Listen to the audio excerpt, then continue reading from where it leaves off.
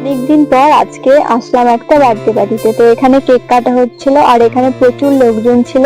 আর video মানে সেরকম কেউ একটা বানায় না, আমি ভিডিও বানাই, তার জন্য কেমন যেন লাগছিল। লোকজনগুলো কেমন করে যেন দেখছিল আমি ভিডিও বানাই বলে। এমনিতেই অনেকে অনেক কিছু বলে, তারপর আমি ভিডিও বানাই।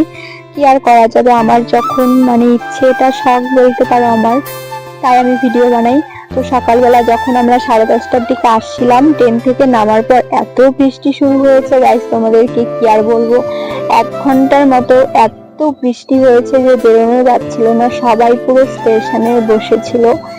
যেই বৃষ্টি কমলো সবাই তারপরে এক এক করে এখান থেকে চলে গেছে।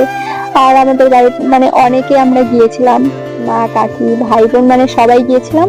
কিন্তু সবার আর ভিডিও আমি করি না, মানে কেউ ক্যামেরার সামনে আসতে চায় না।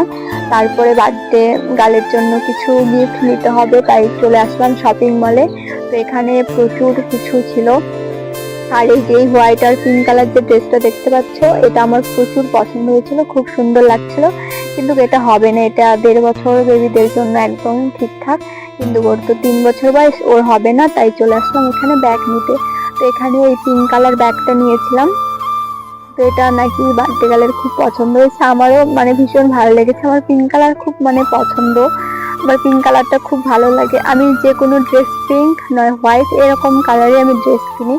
আর অনেকে না তোমরা কমেন্ট করছো মানে আগের ভিডিওতে, যে আগে বললে আমরা যেতে পারতাম। আমি কোথাও গেলে পরে তোমাদের সবাইকেই বলি আজকে আমি এখানে যাচ্ছি সেখানে যাচ্ছি, কিন্তু কেউ তো তোমরা যাও না। তার জন্য মানে পরে সবাই শুধু কমেন্ট করে, আগে বললে যেতে পারতাম, আমি বলেই যাই। তারপরে এখানে বার্থডে বাড়িতে এসেছি। তারপরে এখানে অনেক কিছু খেতে দিয়েছিল সাদা ভাত, তারপর ডাল পাঁপড় মিষ্টি চাটনি মাটন সবকিছু এখানে দিয়েছিল। আর মাটন দিয়ে ভাত খেতে কার না ভালো লাগে, আমার তো ভীষণ ভালো লাগছিল। তারপরে এখানে মানে খাওয়া দাওয়া করছিলাম। আর এত বৃষ্টি হচ্ছিল, আমরা যখন বাড়ি আসছিলাম 9টার দিকে তখনও বৃষ্টি হচ্ছিল। সবাই